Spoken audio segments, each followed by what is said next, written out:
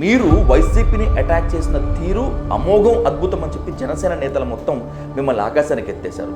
చూస్తే అధఃపాతాళానికి పడిపోయారు అని చెప్పి మిమ్మల్ని పొగిడిన నోళ్లే ఇప్పుడు తిడుతున్నాయి. ప్రాణం పోయినా జనసేన జెండాను దించేది లేదు. వేరే పార్టీ జెండాను తీసుకువస్తే నేను ఎత్తుకుంటే నా 2 చేతులు మీరు కొబ్బరి బోండాల కత్తితో నరకండి అని చెప్పారు. అది వాస్తవమా కాదా? జనసేన పార్టీని కొబ్బరి బొండం కత్తి లేకుండానే నరికిన మాట వాస్తవం. మీరు జెండా కూలీలుగా ఉన్నారు, మీరు పనిచేసే జనసేన పార్టీకి కాదు. నిన్నటి వరకు కూడా మీరు జెండా కూలీనే. మీకు సీట్ ఇవ్వలేదన్న కారణంగా ఆ అక్కసుతో కుట్రతో జనసేన మీద బురద జల్లుతూ లేనిపోని మాటలు వేస్తూ వేరే పార్టీలకి వెళ్ళిపోవటం, ఇంకా వాళ్ళ భాషలో చెప్పాలంటే అమ్ముడుపోవటం నైతికతేనా? మీరు నా సీటుని సుజనా చౌదరి గారికి అమ్మేశారు. ఇది ముమ్మాటికి నిజం. 2వ జాబితాలో మీ పేరు వస్తుందని చెప్పారు. విజయవాడ వెస్ట్ సీట్కి ఇంకా నేను చొక్కే పెట్టా, టిక్కు పెట్టలేదు అన్నాడు.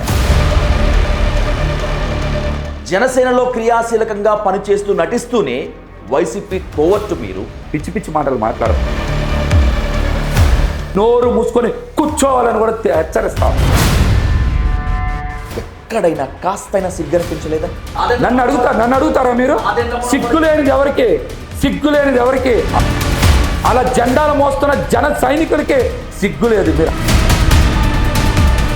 నా ఎంట్రుకు కూడా పేకలేడు ఎవడు. నా ఎంట్రుకు కూడా పేకలేడు ఎవడు.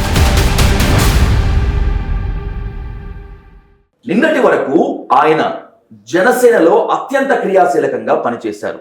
ఇంకా చెప్పాలంటే జనసేన కోసం ప్రాణం పెట్టారు.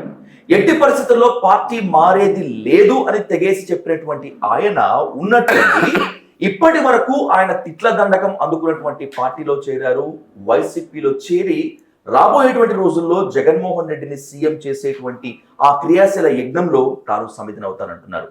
అమ్ముడు పోయారా లేక పాత పార్టీ సిద్ధాంతాలతో గాయపడ్డారా?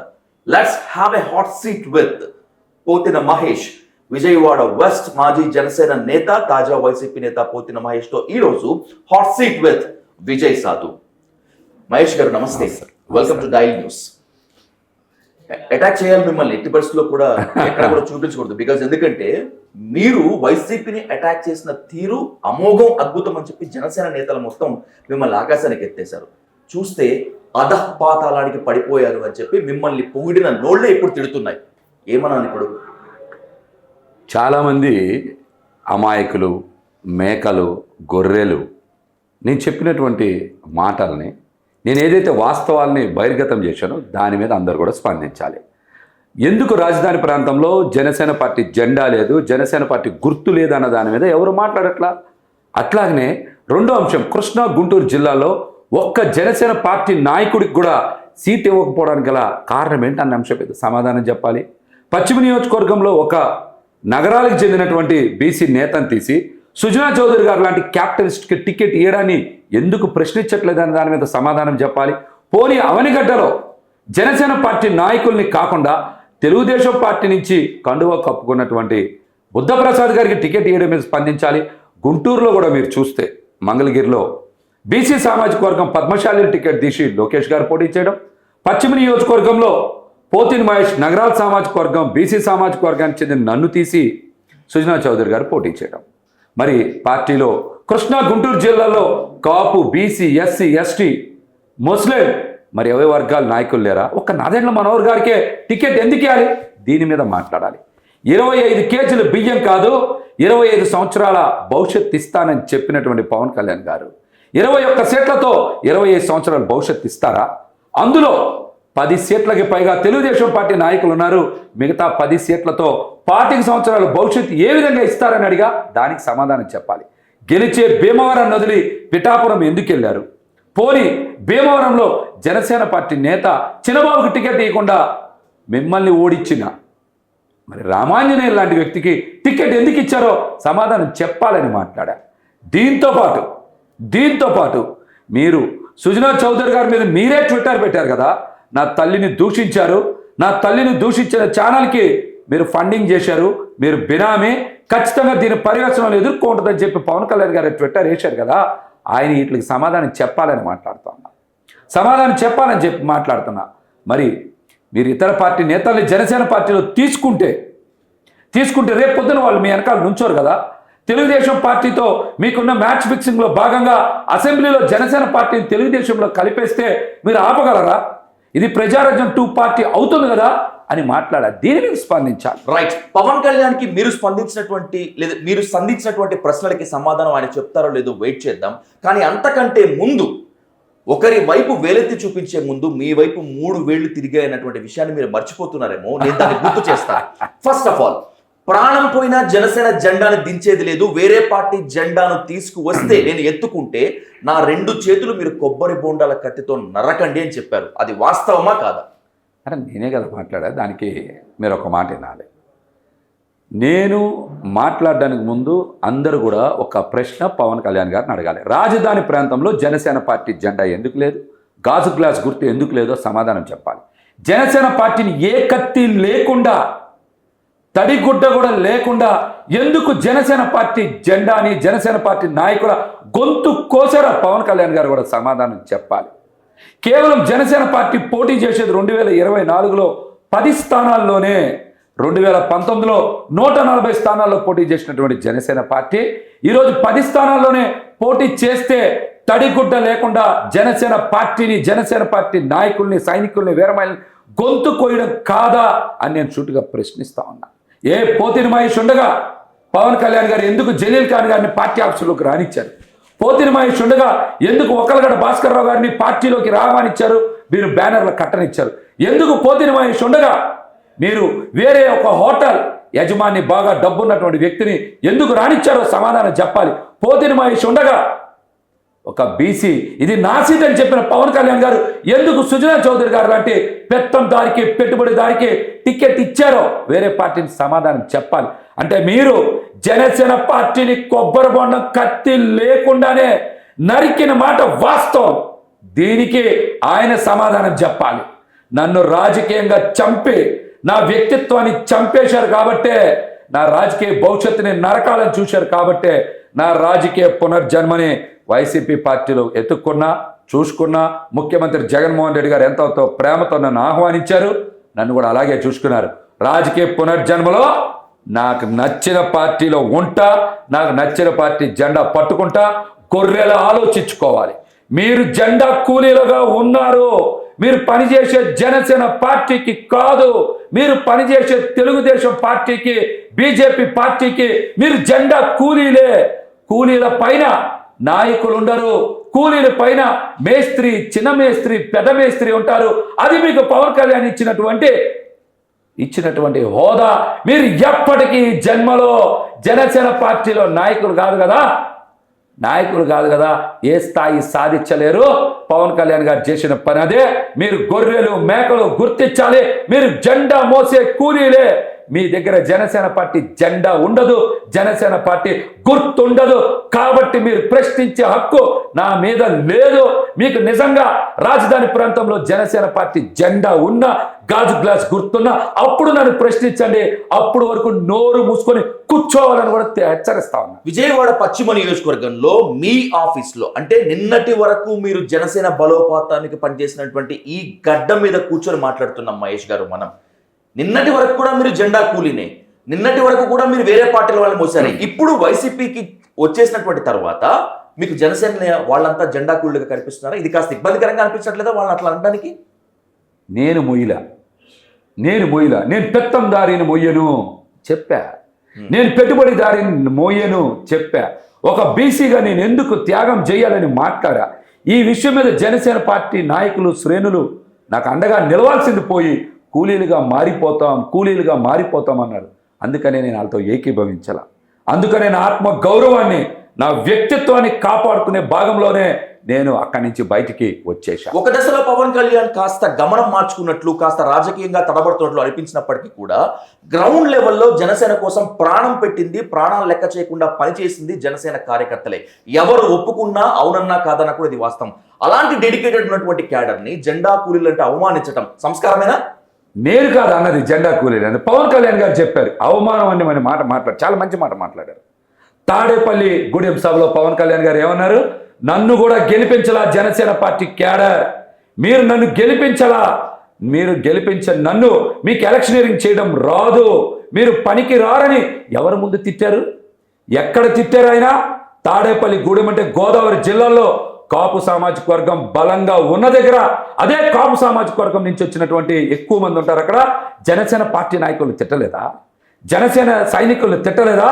ఎక్కడ తిట్టారు? గోదావరి జిల్లాలో జనసేన పార్టీ నాయకులను తిట్టింది పవన్ కళ్యాణ్ గారు. అట్లాగనే ఎవరి ముందో? చంద్రబాబు నాయుడు గారి ముందు తిట్టారు. తిడితే మేము తలలు దించుకున్నాం, తెలుగుదేశం పార్టీ నాయకులు శ్రేణులు చప్పట్లు కొట్టారు. కాబట్టి తిట్టింది పవన్ కళ్యాణ్ గారు, అవమానించింది పవన్ కళ్యాణ్ గారు, నింద మోసింది మేము.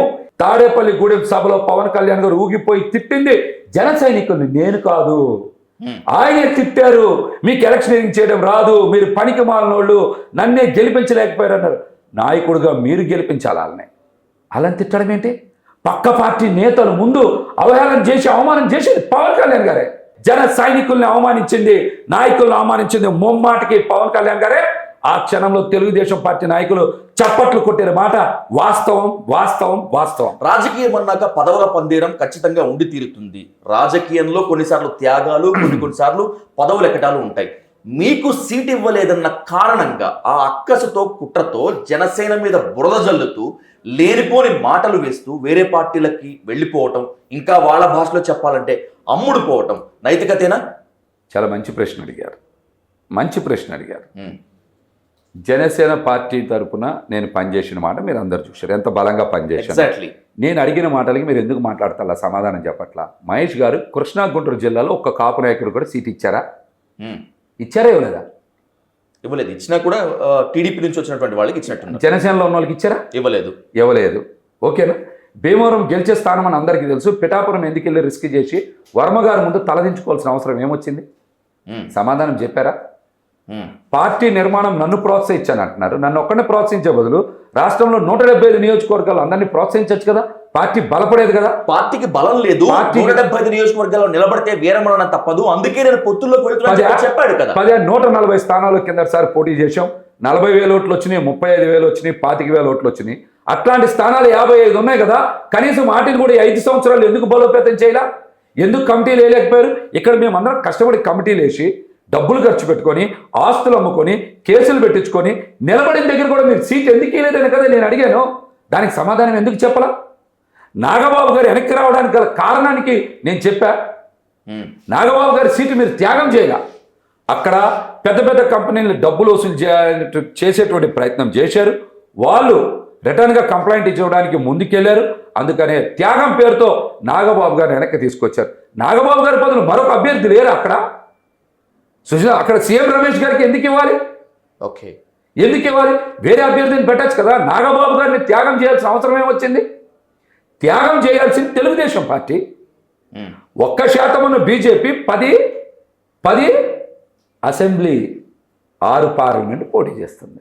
ఓకే, 6.75% ఉన్న జనసేన పార్టీ 21 అసెంబ్లీ 2 పార్లమెంట్ పోటీ చేయడానికి కారణం ఏంటి? లాజిక్గా మాట్లాడదాం. కారణం ఏంటి? త్యాగం తర్వాత సంగతి. అంటే 1% కూడా బలహీనంగా ఉందంటున్నారు కదా, మీరు మాట్లాడుతున్నారు కదా. 1% ఓట్లు కూడా లేవు, 100 కన్నా తక్కువ వచ్చినాయి బీజేపీకి. వాళ్ళు ఎన్ని పోటీ చేస్తున్నారు? 10 అసెంబ్లీ 6 పార్లమెంట్ పోటీ చేస్తున్నారు. మనం ఎన్ని పోటీ చేస్తున్నాం? 2 పార్లమెంట్ 21 అసెంబ్లీ పోటీ చేస్తున్నాం. ఈ రెండిట్లో ఒక పార్లమెంట్ వైసీపీ నుంచి వచ్చిన వాళ్ళకి ఇచ్చారు బాలశౌరి గారికి. 21లో 11 స్థానాలు తెలుగుదేశం వైసీపీ నుంచి వచ్చిన వాళ్ళకి ఇచ్చారు. దీన్ని త్యాగం అంటారా? వ్యాపారం అంటారా? పొత్తు ధర్మం అంటారా? ప్యాకేజీ ధర్మం అంటారా? దీని మీద కదా స్పందించమని చెప్తున్నా. నేను ఏది ఆరోపణ చేయలా, వాస్తవాలే మాట్లాడుతున్నా. మీరు దీని మీద స్పందించండి. పోతిన మహేష్ ఎక్కడ అవాస్తవం మాట్లాడలా, అన్ని నిజమే మాట్లాడుతున్నా. నేను మాట్లాడిన ఆవేదన జనసేన పార్టీ ఉండాలని మాట్లాడా మొన్నటి వరకు. అది నేను చేసిన తప్ప. పొత్తు ధర్మంలో భాగంగానే విజయవాడ వెస్ట్ సీటు మీకు ఇవ్వలేదా? లేకపోతే బేరసారాల్లో భాగంగా విజయవాడ వెస్ట్ సీట్ చాలా మంది ఆరోపిస్తున్నట్లు, ఇది నా పర్సనల్ ఒపీనియన్ కాదు, బేరసారాల్లో భాగంగా విజయవాడ వెస్ట్ సీట్ బీజేపీకి సుజనా చౌదరికి వెళ్ళిందా? ఖచ్చితంగా మీ ప్రశ్నలోనే సమాధానం ఉంది. పనిచేసినటువంటి నాకు మొదటి లిస్టులో టికెట్ ఇస్తారని అందరూ భావించారు. ఇవ్వకపోవడానికి గల కారణం ఎవరు చెప్పాలి? పవన్ కళ్యాణ్ గారు చెప్పాలి. పోనీ మీరు ఎవరికి ఇచ్చారు? సుజనా చౌదరి గారు లాంటి పెట్టుబడిదారికి, పెత్తందారికి టికెట్ ఇచ్చారు. ఆర్థిక మోసాలు చేసినటువంటి వ్యక్తికి మీరు టికెట్ ఇచ్చారు. దానికి ముందు జరిగిన ఘటనలో మీకు చెప్పా. జలీల్ ఖాన్ గారిని ఎందుకు పిలిచారు? తర్వాత ఒక్కలగడ్డ భాస్కర్రావు గారిని ఎందుకు పిలిచారు? ఆ తర్వాత ఒక ప్రముఖ హోటల్స్కి సంబంధించిన వ్యక్తిని ఎందుకు పిలిచారు? అంటే మీకు ఇక్కడ ఎక్కడా కూడా మీకు బేరసారాలు, సూట్ కేసులు సరిపోలా. సుజనా చౌదరి గారు అయితే ఒక 30 కోట్లు ఇస్తారు, మనకి తూకం బాగా ఉంటుందనే కదా నన్ను పొత్తు ధర్మం పేరిట నన్ను అమ్మేశారు. నేను అదే చెప్తున్నా, నేను అదే మాట్లాడుతున్నా. నీకు నిజంగా మా మీద ప్రేమ ఉంటే చంద్రబాబు నాయుడు గారు చెప్పినంత మాత్రం జలీల్ ఖాన్ గారిని జనసేన పార్టీ గుమ్మం ఎక్కనిస్తారా? ఓకే, ఒక్కలగడ్డ భాస్కర్రావు గారి దగ్గరికి నారాయణ మనోహర్ గారు వెళ్ళి కాఫీ తాగిన మాట వాస్తవం, వాళ్ళ ఇంట్లో బేరం చేసిన మాట వాస్తవం. మరొక వ్యక్తి దగ్గరికి, హోటల్ వ్యాపారం చేసేటువంటి వ్యక్తి దగ్గరికి వెళ్ళిన మాట కూడా వాస్తవం. ఇక్కడ మీకు బేరాలు ఆశించిన స్థాయిలో రాలేదు కాబట్టే మీరు నా సీటుని సుజనా చౌదరి గారికి అమ్మేశారు. ఇది ముమ్మాటికి నిజం. పొత్తుల్లో కాదు, బేరసారాల్లో లెక్కలు చూసుకొని బరువు ఎక్కడుంటే అక్కడికి మీకు మొగ్గు చూపారు, అమ్మేశారు. పశ్చిమ సీటు మీకు ఎందుకు ఇవ్వట్లేదు? ఆ కారణమైన కనీసం మీకు జనసేన అధినేత కానీ జనసేన కార్యాలయం నుంచి కానీ ఒక ప్రాపర్ ఇన్ఫర్మేషన్ ఉందా? లేదు. అడిగే ప్రయత్నం చేశారా? నేను ఇక్కడ ఎప్పుడైతే శాంతియుత ఉద్యమం గాంధీ మార్గంలో చేశానో అప్పుడు నన్ను పిలిచినప్పుడు మొదటిసారి, మీరు కూడా బాగా చెప్పాలి అందరికీ, మొదటిసారి మహేష్ నీకు సీట్ రాదని చెప్పారు. ఎందుకు రాదని అడిగాను. ఎందుకు రాడా? పొత్తుల్లో ఇది బీజేపీ అడుగుతుందన్నారు. ఎందుకు ఇవ్వాలి? మనం వేరే స్థానం కేటాయించండి, వాళ్ళకి మనం గెలిచే స్థానం మనమే పోటీ చేద్దామని చెప్పా. మీరే కదా మీ ఇంటికి పిలిచి నన్ను ఫిబ్రవరి 25, 2024 మహేష్ పని చేసుకో, 2వ జాబితాలో మీ పేరు వస్తుందని చెప్పారు. కావాలంటే పవన్ కళ్యాణ్ గారి ఇంటికి వెళ్ళి సీసీటీవీ ఫుటేజ్ చెక్ చేసుకోండి. ఫిబ్రవరి 25 నేను ఇంట్లో ఉన్నానో లేదో, మధ్యాహ్నం 2:30 గంటల సమయంలో ఆయన ఇంట్లో ఉన్నానో లేదో చెక్ చేసుకోండి. దీనికి సాక్ష్యం లింగంనేని రమేష్ గారు కూడా, మీరు వెళ్ళి చెక్ చేసుకోండి, సీసీటీవీ ఫుటేజ్ చూసుకోండి. నన్ను పిలిచారు, 2వ జాబితాలో పేరు వస్తుందని చెప్పారు. అందుకే కదా ప్రచార దూకుడు పెంచా, పని చేశా. ఓకే, నన్ను పిలిచి మొదటిసారి బీజేపీ గట్టిగా అడుగుతుంది, ఈ సీటు కావాలంటున్నారని చెప్పారు. మళ్ళీ 2వసారి వెళ్ళా, సార్ పేపర్లో ఇలా పేరు వచ్చేస్తున్నాయి బీజేపీ అని, మరి మాకు కూడా ఇబ్బందిగా ఉంది, కేడర్కి చెప్పుకోలేకపోతున్నాం, బయట చాలా ప్రశ్నలు వేస్తున్నారు, మీ మీద ఎక్కువ విమర్శలు వస్తున్నాయి, నా మీద కాదు, ఇది ఇబ్బందిగా ఉందంటే మహేష్ కైకలూరు టికెట్ బీజేపీ వాళ్ళకి ఇద్దాం, విజయవాడ వెస్ట్ సీటు బాగా వినాలి ఈ మాట మీరు, విజయవాడ వెస్ట్ సీట్కి ఇంకా నేను చొక్కే పెట్టా, టిక్కు పెట్టలేదు అన్నాడు ఆయన. ఈ మాట పవన్ కళ్యాణ్ గారే అన్నారు. దీనికి సాక్ష్యం నాగబాబు గారు కూడా పక్కనే ఉన్నారు. ఓకే, నాగబాబు గారు కూడా పక్కనే ఉన్నారు. ఏమన్నారు? కైకలూరు సీటు బీజేపీకి ఇద్దాం, విజయవాడ వెస్ట్ సీట్ ఇంకా టిక్కు పెట్టలేదు, చొక్కే పెట్టాను అన్నారు. అంటే దానికి అర్థం మేము ప్రయత్నం చేస్తున్నారు అనుకున్నారు, కానీ బేరం చేసుకుంటున్నారనే విషయం నాకు అర్థం కాదు. నాకు అక్కడ అంటే టాటా బాగా వస్తుంది, డబ్బులు బాగా వస్తానికి వాళ్ళు మార్గం అన్వేషించుకుంటున్నారు అనేటువంటి భావన నాలో కలగల. అప్పటికి పవన్ కళ్యాణ్ గారు నమ్మా. సీటు కేటాయించిన తర్వాత కూడా వెళ్ళా నేను, సార్ నా మీద విపరీతమైన రూమర్స్ వస్తున్నాయి, డబ్బులనే మాట వస్తుంది, కాబట్టి మీరు ఖచ్చితంగా దీన్ని ఏదో రకంగా మీరు నా వ్యక్తిత్వాన్ని చంపే కుట్ర జరుగుతుంది. భాగంగా విజయవాడ వెస్ట్ సీటు పెద్దన్న పాత్ర పోషించే బీజేపీకి ఇచ్చారు అనుకోవచ్చుగా. మీ గొంతు కోసారు, మీకు నమ్మక ద్రోహం చేశారు పవన్ కళ్యాణ్, ఎందుకు అనుకోవాలి? మీరు ఇక్కడ ఇస్తే నా పెద్దన్నలకి ఇస్తే నేను కూడా సహకరించేవాడినేమో. ఓకే, ఒక బీసీకో, ఎస్సీకో, ఎస్టీకో, ముస్లింకి ఇస్తే సహకరించేవాడినేమో. రాజకీయాల్లో కొత్త తరం ప్రోత్సహించడానికి ఎవరికైనా ఇస్తే ప్రోత్సహించేవాడినేమో. కానీ మీ తల్లిగారు తిట్టినటువంటి వ్యక్తికి మీరు మద్దతు ఇస్తారా? ఒక పెట్టుబడిదారికి మద్దతు ఇస్తారా? ఒక వ్యాపారవేత్తకు మద్దతు ఇస్తారా? బ్యాంకులను మోసం చేసినటువంటి ఒక ఆర్థిక నేరస్తుడికి మీరు మద్దతు ఇస్తారా? పోతిన మహేష్ లాంటి నిజాయితీ, నిబద్ధత, నిస్వార్థంగా పనిచేసినటువంటి వ్యక్తికి మీరు మద్దతు ఇస్తారు. మీరే చెప్పాలి, జడ్జిమెంట్ న్యాయం చెప్పాలి. మీలాంటి వాళ్ళు కూడా పొత్తు ధర్మం కాదని చెప్తున్నారు. ఇందాక మీరే కదా బేరసారాల్లో భాగంగా పోయిందని మాట్లాడుతున్నారు కదా, మళ్ళీ పొత్తు ధర్మం ఏంటి? అంటే పొత్తు ధర్మం అంటే పోతిన మహేష్ ఒక్క సీట్ ఇవ్వకపోతే పొత్తు ధర్మం పోతుందా? పోతిన మహేష్ ఒక్కడే త్యాగం చేయాలా? బీసీలే త్యాగం చేయాలా? పెట్టుబడిదారులు, పెత్తందారులు త్యాగం చేయరా? మాలాంటి యువరక్తాన్ని ప్రోత్సహించవచ్చు కదా. ఆయన ఎందుకు పోటీ చేయాలి? 2 సార్లు ఎంపీగా, ఒకసారి కేంద్ర మంత్రిగా చేసినటువంటి వ్యక్తి ఎమ్మెల్యేగా పోటీ చేయాల్సిన అవసరం ఏమొచ్చింది? దాన్ని పొత్తు ధర్మం అంటారా? వ్యాపారం అంటారా? ప్యాకేజ్ అంటారా? Let me complete with 2 important questions, because మీకు టైం లేదు, మీరు చాలా హెక్టిక్లో ఉండి కూడా మాకు టైం ఇచ్చారు, సో మీ టైం ఎక్కువ తీసుకోను. మహేష్ గారు, మీ మీద ఉన్నటువంటి ప్రధాన అభియోగాల్లో ప్రధానమైనటువంటిది జనసేనలో క్రియాశీలకంగా పనిచేస్తూ నటిస్తూనే వైసీపీ కోవర్టు మీరు. వైసీపీకి జనసేనలో ఎప్పుడు ఏం జరుగుతుందో ఉప్పందించి సరిగ్గా ఎలక్షన్ టైంకి జగన్మోహన్ రెడ్డి దగ్గరికి వెళ్ళి కండువా కప్పుకొని పవన్ కళ్యాణ్ మీద దుమ్మెత్తి పోసి జగన్మోహన్ రెడ్డికి అమ్ముడు పోయారు. ఇది మీ మీద నా అభియోగం. ఇది నిజమైతే జగన్మోహన్ రెడ్డికి మీరెంత అమ్ముడు పోయారు, వాళ్ళు మిమ్మల్ని ఎంత కొనుక్కున్నారు? చాలా మంచి ప్రశ్న సార్. ఎక్కడైనా సరే నేను చేసిన పోరాటాలు ఎవరి మీద చేశా, ఎక్కడ చేశా, ఆఖరికి నెల రోజుల కిందట కూడా జనసేన పార్టీ కేంద్ర కార్యాలయ సిబ్బంది ఉన్న అపార్ట్మెంట్ దగ్గర కూడా పోలీసులు వస్తే అర్ధరాత్రి పూట నా భార్యని మా మరదల్ని రోడ్డు మీద వదిలేసి అక్కడికి వచ్చాను కదా. నేను బలంగా నిలబడ్డాను కదా, బలంగా మాట్లాడాను కదా. పవన్ కళ్యాణ్ గారి మీద ఈగ వాలితే నేను బలంగా స్పందించాను కదా. అప్పుడు ఎందుకు అనలా నన్ను? ఇదంతా యాక్టింగ్ అంటున్నారు. సరే యాక్టింగ్ అనుకోండి, పోనీ ఒక్క పోతిన మహేష్ ఎందుకు? రాష్ట్ర వ్యాప్తంగా మీ తరపున ఎవరు నాయకులు స్పందించలేదు కదా, అందరు ఇళ్లలో పడుకున్నారు కదా. వాళ్ళని ఎందుకు మాట్లాడతారా మీరు? ఇంట్లో పడుకున్న వాళ్ళందరూ కూడా మరి ఎవరికి కోవర్టులు? పక్కనున్న నారాయణ మనోహర్ గారే ఏ రోజు స్పందించలేదు కదా. ఆయన ఎవరికి కోవర్టు? ఎవరికి కోవర్టు? జనసేన పార్టీలో చాలామంది నాయకులు 2-3 తప్పించి ఎవరు స్పందించలేదు కదా. ఈరోజు మేమే కదా బలైపోయింది. మరి మిగతా వాళ్ళందరూ ఎందుకు స్పందించరా? వాళ్ళు ఎవరికి కోవర్ట్లు? వాళ్ళు ఎవరి దగ్గర ప్యాకేజీలు తీసుకున్నారు చెప్పమనండి.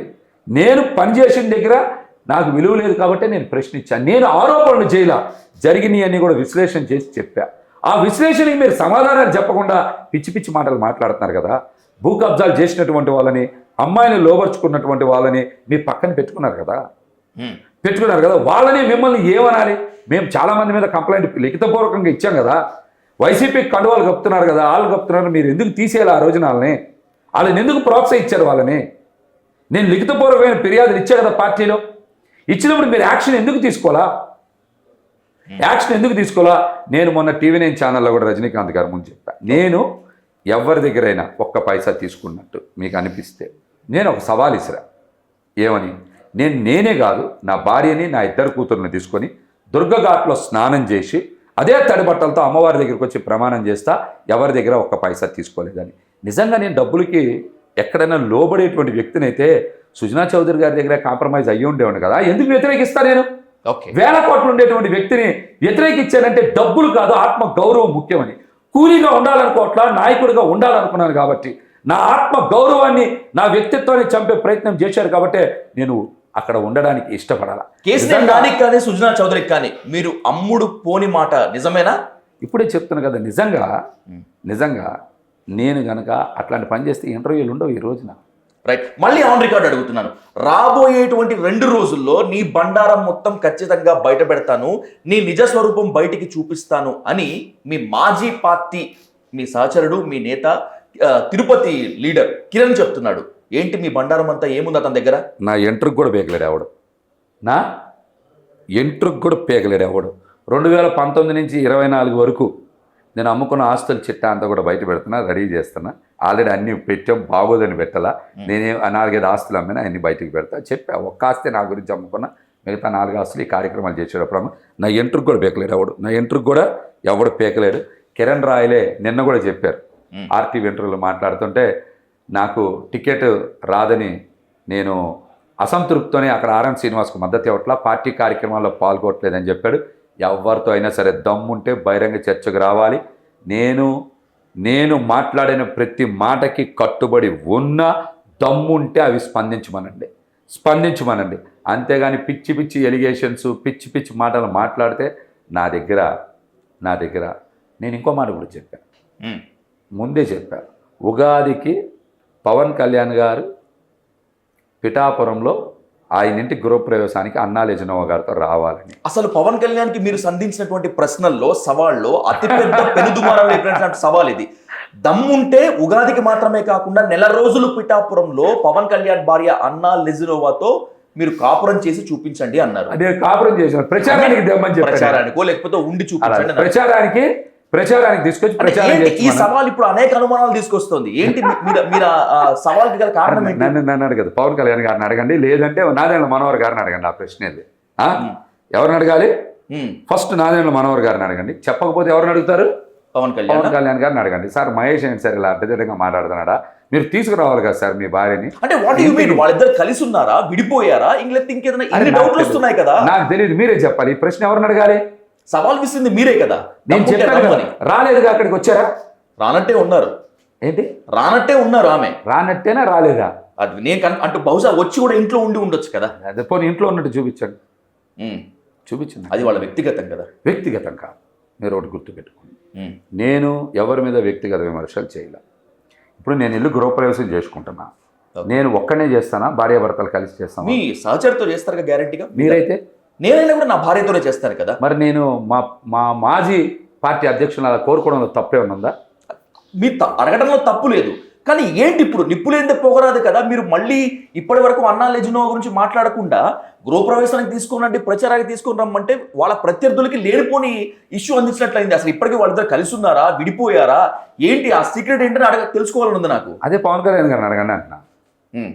లేదా ఎవరిని అడగాలి? నాదెండ్ల మనోహర్ గారిని అడగాలి. రైట్, నాదెండ్ల మనోహర్ గారు కూడా సవాల్ చేశాక తెనాలి వచ్చి మీ బండారం బయట పెడతారని చెప్పి ఏమున్నాయి నాదెండ్ల మనోహర్కి సంబంధించి? ఇక్కడ కాదు, తెనాలి వచ్చి చెప్తా. ఇక్కడ ఎలా చెప్తా? తెనాలిలో చెప్తా. ఎక్కడ చెప్తా? తెనాలిలోనే. తెనాలిలోనే చెప్తా. నా మీద ప్రెస్ మీట్లు చిన్న చిన్న పకోడీగాళ్ళని ప్రోత్సహించి పెట్టించారు కదా పార్టీలో. నేను అలా చేయను. నేను ఎక్కడికి వస్తా? తెనాలే వస్తా, తెనాల్లోనే పెడతా. Right, the last question Mahesh గారు. నిన్నటి వరకు నోటికి వచ్చిన తిట్లు రాని తిట్లు కల్పించుకొని తిట్టినటువంటి వైసీపీ దగ్గరికి వెళ్ళి జగన్మోహన్ రెడ్డి గారికి దండం పెట్టి రాబోయే రోజుల్లో మీ పార్టీ బలోపేతం చేస్తాను అని చెప్పి కండువా కప్పుకోవటం ఎక్కడైనా కాస్తైనా సిగ్గనిపించలేదా? మీరు జగన్మోహన్ రెడ్డి గారిని బలోపేతం చేసే స్థాయి లేదు మనకి.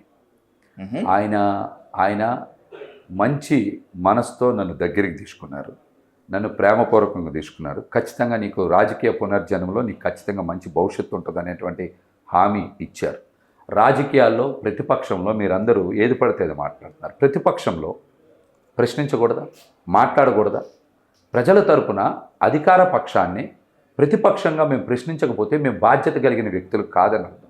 కొన్ని సమస్యలకి పరిష్కారం కావాలంటే ప్రజల తరపున తప్పనిసరిగా మేము ప్రజల తరపున ప్రభుత్వాన్ని ప్రశ్నించాలి. అది ఏ ప్రభుత్వమైనా ప్రశ్నిస్తాం. గతంలో చంద్రబాబు నాయుడు గారిని ప్రశ్నించాం, ఇప్పుడు వైసీపీనైనా ప్రశ్నిస్తాం. ఆ ప్రశ్నించే భాగం కొద్దిగా మేము దూకుడుగా ఉండొచ్చు, కానీ నాకు ఎవరితో ఎక్కడ కూడా వ్యక్తిగత విద్వేషాలు కానీ, వ్యక్తిగత ద్వేషాలు కానీ, వ్యక్తిగత పగలు కానీ లేవు. ప్రజల తరపున జనసేన పార్టీ కోసం, పవన్ కళ్యాణ్ గారి కోసం గతంలో ప్రశ్నించా. అంతేగాని నాకు ఎవరితో వ్యక్తిగత వైరుధ్యం ఎక్కడా లేదు, ఎక్కడ వ్యక్తిగత వైరుధ్యం లేదు. ఈరోజు ఖచ్చితంగా నేను వైసీపీ పార్టీలో నన్ను తీసుకున్నందుకు నిజంగా నేనైతే కృతజ్ఞతాపూర్వకంగా పని చేస్తా. నా శాయి శక్తుల నాకున్నటువంటి శక్తి మేరకు 10 ఓట్లనే ఇచ్చేటువంటి ప్రయత్నం చేస్తా. ఖచ్చితంగా వైసీపీ పార్టీ పశ్చిమ నియోజకవర్గంలో హ్యాట్రిక్ కొట్టేలాగా నా శక్తి వంచన లేకుండా పనిచేస్తా. మీరు అన్నారు కదా సిగ్గు అయిందని, పవన్ కళ్యాణ్కి సిగ్గు ఉండాలి, నాదెండ్ల మనోహర్కి సిగ్గు ఉండాలి. ఏం వాళ్ళు పక్క పార్టీ నుంచి వచ్చి టికెట్లు ఇస్తే మీరు ఎందుకు అడగలేదే ఈ మాట? జనసేన పార్టీ నాయకులకు ఇవ్వకుండా మండల బుద్ధప్రసాద్ లాంటి వృద్ధుడికి ఇచ్చినప్పుడు, కొనతల రామకృష్ణ లాంటి వృద్ధుడికి ఇచ్చినప్పుడు, ఆర్ఎన్ శ్రీనివాస్ లాంటి వృద్ధుడికి ఇచ్చినప్పుడు మీకు అనిపించలేదా ఈ మాట? పవన్ కళ్యాణ్కి సిగ్గు లేదని అడగడానికి నన్ను అడిగారు మీరు? అడగపోయారా మీరు? మీరు అడగలరా? నన్ను అడుగుతారా మీరు? సిగ్గు లేనిది ఎవరికి? సిగ్గు లేనిది ఎవరికి? వాళ్ళకి. అలా జెండాలు మోస్తున్న జన సైనికులకి సిగ్గు లేదు. మీరు వాళ్ళని కదా అడగాలి, నన్ను అడుగుతారా మీరు? మీరు అన్నట్లుగానే పవన్ కళ్యాణ్ కానీ నాదెండ్ల మనోహర్ కానీ ఖచ్చితంగా నాకు టైం ఇస్తే ఇదే ప్రశ్న వాళ్ళని కూడా సంధిస్తాను. ఖచ్చితంగా అడగాలి, మీరు గ్యారంటీ అడగాలి. నన్ను కాదు అడగాల్సింది. ఏంటి సార్ 2019లో 140 స్థానాలు పోటీ చేశారు, 10 స్థానాలకు పడిపోయారు, మీకు సిగ్గుందా అని అడగండి. 25 పార్లమెంట్ పోటీ చేశారు, రెండిట్లో ఒక్కడు కూడా మనోడు లేడు. రెండిట్లో ఒక్కడే మనోడు కదా ఉన్నాడు, ఒకడు లేడు. మీకు సిగ్గుందని మీరు వాళ్ళని కదా అడగాల్సింది, నన్ను అడుగుతారా మీరు? వేరే పార్టీ నేతలకు టికెట్లు ఇచ్చారు, సొంత పార్టీ నేతలకు టికెట్లు ఎందుకు ఇవ్వలేదు, మీకు సిగ్గుందని మీరు కదా వాళ్ళని అడగాల్సింది, నన్ను అడుగుతారా? 165 స్థానాల్లో జనసేన పార్టీ జెండా లేదు, మమ్మల్ని కూలీలు అంటారా, నాయకులు అంటారో, మీలాంటి వాళ్ళు సమాధానం చెప్పాలి. మీరు కూడా ప్రశ్నించుకోవాలి. నేను చెప్పిన మాటలో తప్పుందా? నాయకత్వం అంటారా దాన్ని? కూలీ అంటారా? దీని పొత్తులో భాగం అంటారా? ఇట్లాంటి నన్ను కాదు స్పందించి అడగాల్సింది. నేను అడిగిన ప్రతి ప్రశ్నకి సమాధానం చెప్పమని చెప్పండి. పొత్తు ధర్మం జనసేన పార్టీకే ఏంటి, టీడీపీకి ఎందుకు లేదు? 144 ప్లస్ జనసేనలో 10, 154 వాళ్ళు ఎందుకు పోటీ చేయాలి? దాన్ని పొత్తు ధర్మం అంటారా? చెప్పండి. ఎలాంటి అడగండి. నేను అడిగిన ప్రతి ప్రశ్నలో వాస్తవం ఉంది, దానికి దమ్ముంటే సమాధానం చెప్పాలి. రైట్, ఇప్పటి వరకు నేను చేసినవన్నీ ఆరోపణలు కాదు, మునుముందు ఖచ్చితంగా నేను నిరూపిస్తాను అని చెప్పి మీరంటున్నారు. కాలం చాలా విలువైనది, కాలం మన కళ్ళ ముందుగానే ఉంటుంది మహేష్ గారు. ఒకవేళ మీరు ఆరోపణలన్నీ నిరూపిస్తే మళ్ళీ మనం కూర్చుందాం ఇన్ డీటెయిల్ గా అరే చర్చిద్దాం. నిరూపిస్తే వాడి కృష్ణా గుంటూరు జిల్లాలో ఒక కాపు నాయకుడు లేడంటే నిరూపించడం ఏంటి? దానికి నేనే ఇంటర్వ్యూ సాక్షిగా లేరు అని ఒప్పుకున్నాను. మరి ఏంటి అదే వాస్తవం. ఒప్పుకున్నాను. గెలిచే భీమవరం వదిలేశాడని చెప్తున్న వాస్తవం. నన్ను బీసీగా నన్ను త్యాగం చేసి ఇక్కడ పెట్టుబడిదారికి ఇచ్చిన మాట వాస్తవం. మంగళగిరిలో పద్మశాలిని తీసి అక్కడ టీడీపీ పోటీ చేయడం వాస్తవం. సమాధానం చెప్పండి. నేను ప్రతి ప్రశ్న వాస్తవమే మాట్లాడా. కాలం గొప్పదంటున్నారు కదా, నేను చెప్పింది నిజం. రైట్. రాబోయే రోజుల్లో మళ్ళీ కూర్చుందాం మహేష్ గారు. ఈ రాజకీయ కాకని మళ్ళీ రేపుదాం. ఈ హెక్టిక్ షెడ్యూల్లో మా కోసం టైం ఇచ్చినందుకు ధన్యవాదాలు. Thank you so much.